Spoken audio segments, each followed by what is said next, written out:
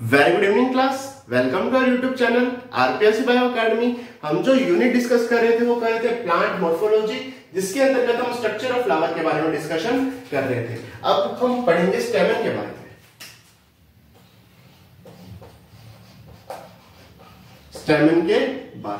स्टेमन के बारे में अब आगे चलते हैं।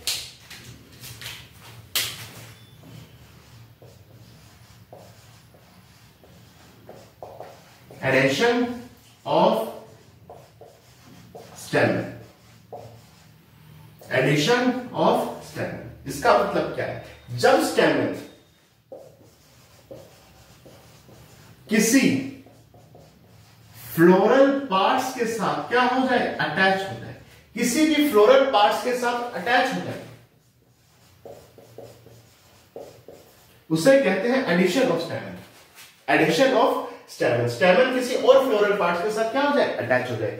जैसे एक कंडीशन पाई जाती है एपिपेटलस अवस्था।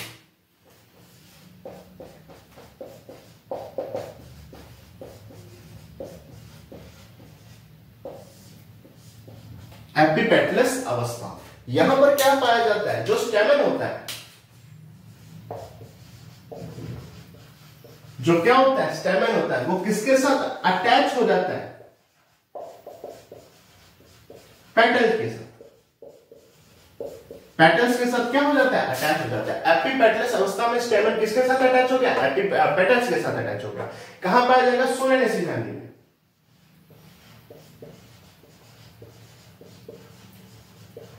सोलेनेसी फैमिली में, यानी ब्रिंजल हो गया एग्जाम्पल। एग्जाम्पल क्या हो गया? ब्रिंजल हो गया। दूसरी कंडीशन पाई जाएगी एपिफाइलस।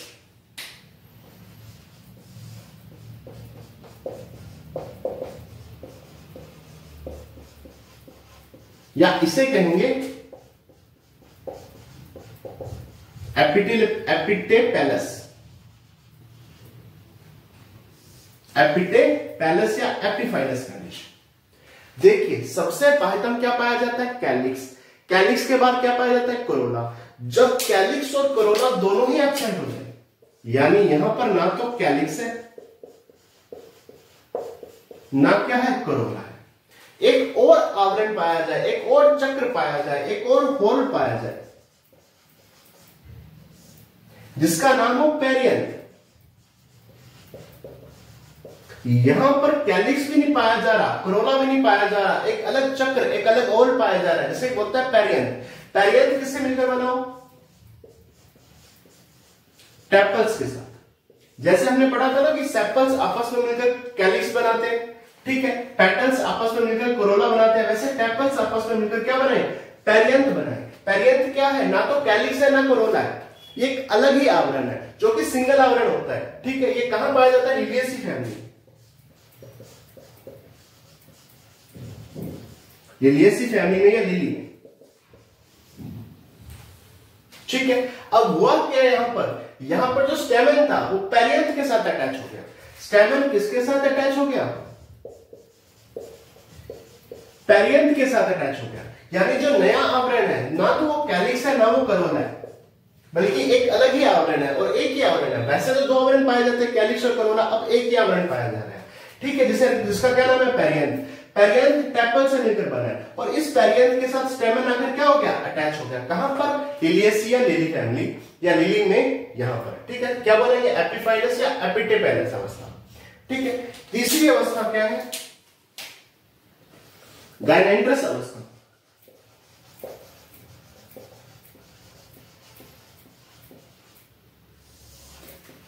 गायनेंड्रस अवस्था, ठीक है। गायनो शब्द फीमेल के लिए यूज किया जाता है, तो यहां पर जो स्टेमन है वो किसके साथ आकर अटैच होगा? गायनोशियम के साथ। किसके साथ आकर अटैच होगा? गायनोशियम के साथ। Example Calotropis. देखो, एडिशन ऑफ स्टेमन का मतलब है कि स्टेमन किसी फ्लोरल पार्ट्स के साथ आकर अटैच हो रहा है। यदि स्टेमन पेटल्स के साथ आकर अटैच हो तो उसे बोलेंगे एपिपेटलस अवस्था। सोलेनेसी फैमिली में ब्रिंजल एग्जांपल है। ठीक है। एपिफाइलस या एपिटेपेलस अवस्था क्या होगी, जब तो कैलिक्स और कोरोना दोनों नहीं पाया जाएगा, दोनों की जगह पर एक ही सिंगल आवरण पाया जाएगा, जिसे पेरियंथ कहेंगे। पेरियंथ टेपल से मिलकर बना होगा, और जब स्टेमन पेरियंथ के साथ अटैच हो जाए तो इसे बोलेंगे एपिफाइलस या एपिटेपेलस अवस्था। लिलियेसी फैमिली या लिलीज का एग्जांपल आ गया। काइनेंड्रस अवस्था में क्या होगा, स्टेमन किसके साथ अटैच हो जाएगा, गाइनोशियम के साथ। एग्जांपल क्या है, कैलोट्रोपिस। अब आगे चलते हैं।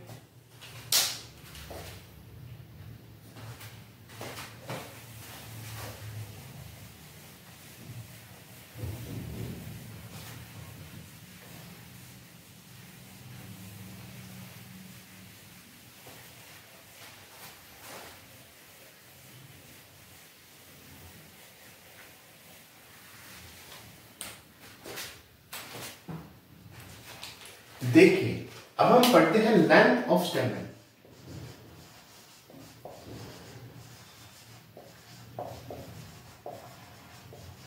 स्टेमन की लेंथ, इसमें दो अवस्थाएं पाई जाएंगी। पहली है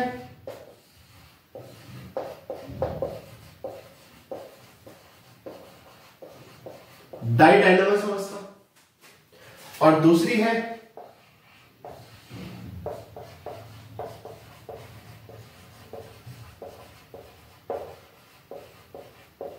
टेट्राडाइनमस अवस्था। डाइडाइनमस अवस्था में क्या होगा कि स्टेमन दो प्रकार के पाए जाएंगे। यहां पर स्टेमन दो प्रकार के पाए जाएंगे, जिसकी टोटल संख्या 4 स्टेमन होगी, जिसमें 2 स्टेमन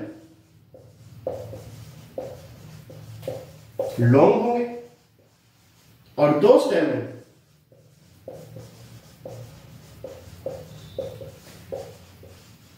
शॉर्ट होंगे। यानी टोटल कितने स्टेमन है, 4। 2 प्रकार के स्टेमन पाए जाएंगे, एक स्टेमन लॉन्ग जिनकी संख्या 2 होगी, और एक स्टेमन कैसे पाए जाएंगे, शॉर्ट, जिनकी संख्या भी कितनी होगी, 2 होगी। एग्जाम्पल की बात करूं तो साल्विया, क्या एग्जाम्पल आएगा, साल्विया एग्जाम्पल आएगा। टेट्राडाइनमस अवस्था की अगर मैं बात करूं तो यहां पर स्टेमन की टोटल संख्या 6 पाई जाएगी, और 2 चक्रों में स्टेमन पाए जाएंगे, 2 होल में स्टेमन पाए जाएंगे, जिसमें जो आउटर होल होगा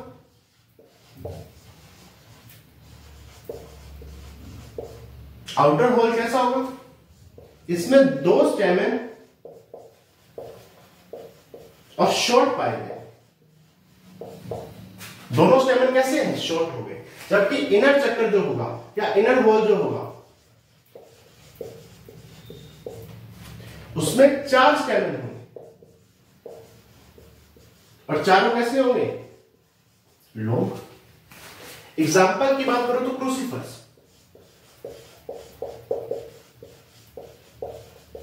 क्रूसीफेरी। यहां पर एग्जाम्पल क्या है, साल्विया। ठीक है, अब इसे थोड़ा सा और समझते हैं।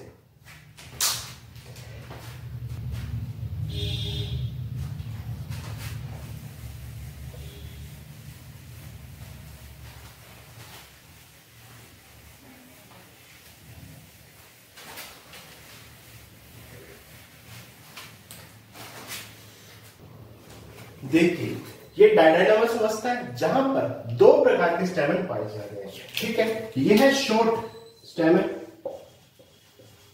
जबकि ये कैसे है, लॉन्ग स्टेमन है। तो यहां पर 2 प्रकार के स्टेमन पाए जा सकते हैं। ये टेट्राडाइनमस अवस्था है। टेट्राडाइनमस अवस्था में भी 2 प्रकार के स्टेमन पाए जाएंगे। जो आउटर होल होगा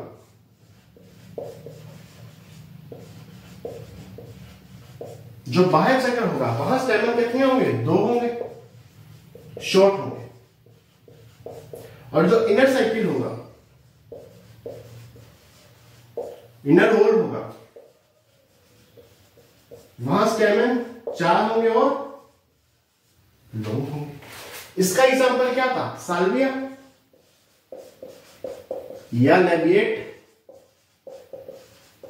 फैमिली। साल्विया या लेविएट फैमिली, इसका एग्जांपल क्या था, क्रूसीफरस।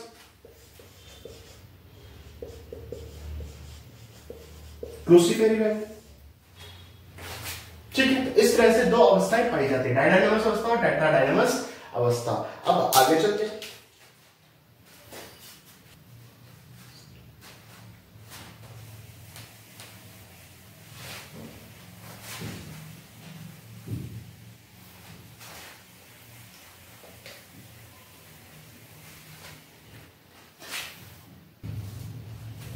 देखिए एक शब्द आता है स्टेम नोड।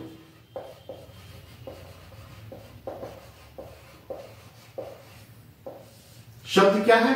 स्टेमिनोड। स्टेमिनोड का मतलब क्या है? जब स्टेमन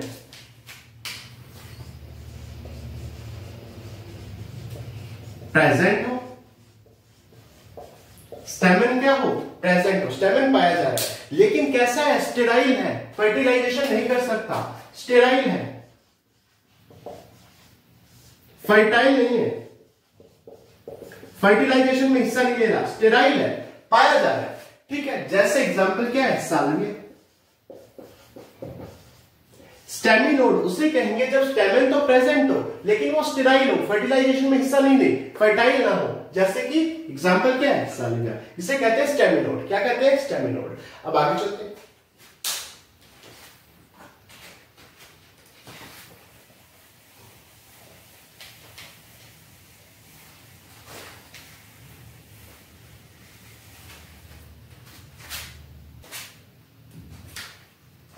देखिए अब बात करते हैं किसकी?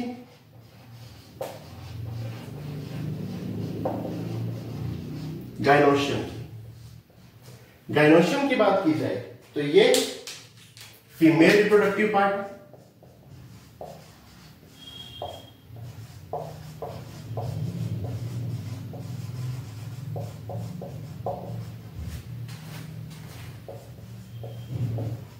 Female reproductive part. अगर मैं आगे बात करूं तो बहुत सी कार्पल या कार्पल आपस में मिलकर क्या बनाती है? गायनोशियम बनाती है। कार्पल कैसे हो सकती है? मोनोकार्पेलरी,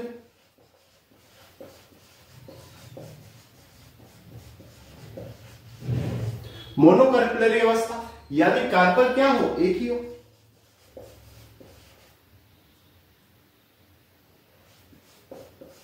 कार्पल की संख्या क्या हो? एक हो। पॉलीकार्पेलरी अवस्था भी आ सकती है।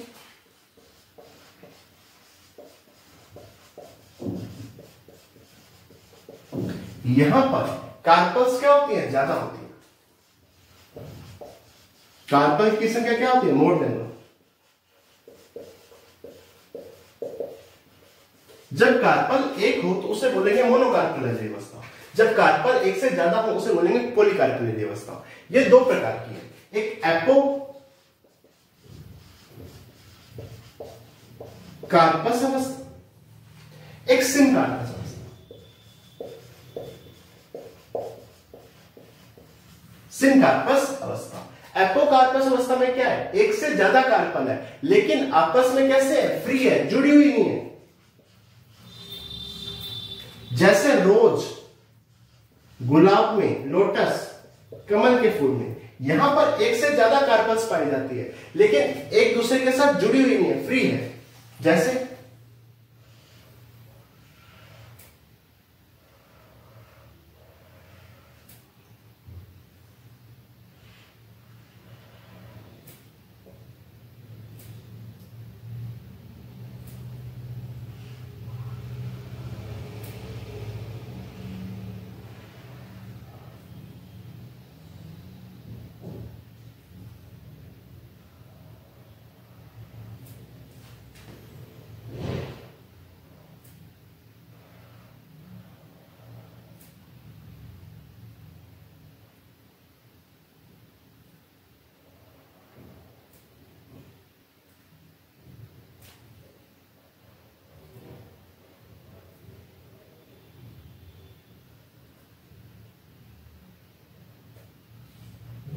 देखो यहां पर कितनी कार्पल्स है? तीन है। तीनों एक दूसरे के साथ जुड़ी हुई नहीं है। कैसी है? फ्री है। कैसी अवस्था की? एपोकार्पस, रोज और लोटस में। जबकि सिनकार्पस में आपस में कैसी होगी? यूनाइटेड होगी, फ्यूज होगी। जैसे पेपेवर, अफीम, पेपेवर में, मस्टर्ड में, टोमेटो में। कैसी होगी? यूनाइटेड या फ्यूज्ड होगी। जैसे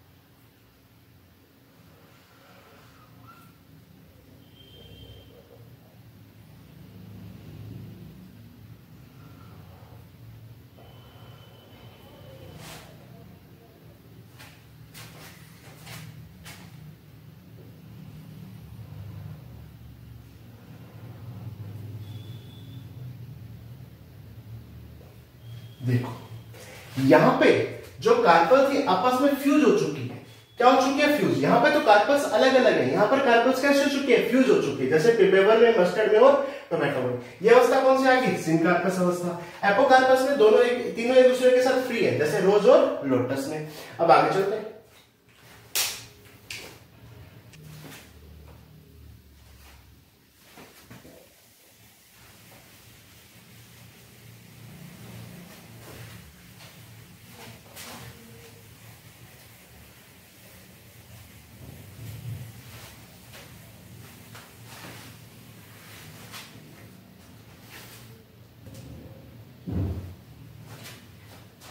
देखिए एक शब्द आता है प्लेसेंटा।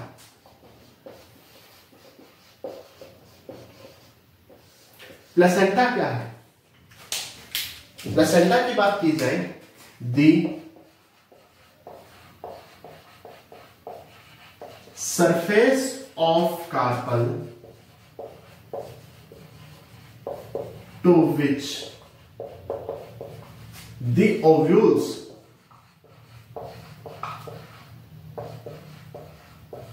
are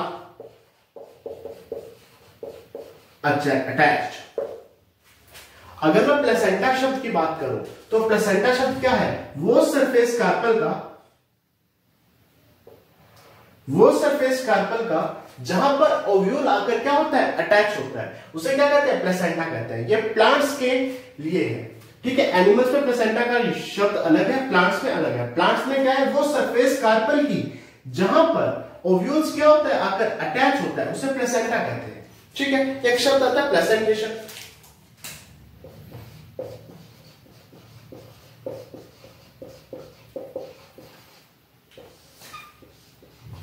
प्लेसेंटेशन क्या है? द अरेंजमेंट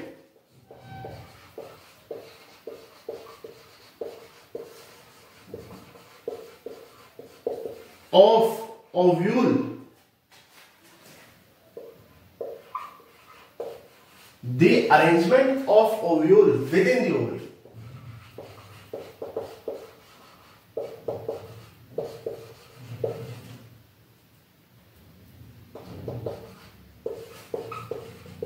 ओवरी के अंदर जो ओव्यूल्स का अरेंजमेंट है, the arrangement of ovules within the ovary, वो क्या कहलाता है? प्लेसेंटेशन कहलाता है। प्लेसेंटा शब्द क्या है? वो सरफेस कार्पल की जहां पर ओव्यूल आकर अटैच होता है। और प्लेसेंटेशन क्या है? अरेंजमेंट क्या है ओव्यूल्स की ओवरी के अंदर। देखिए प्लेसेंटेशन हम 6 प्रकार का पढ़ेंगे। कितने प्रकार का? 6 प्रकार का। अब प्लेसेंटेशन के बारे में बात करें।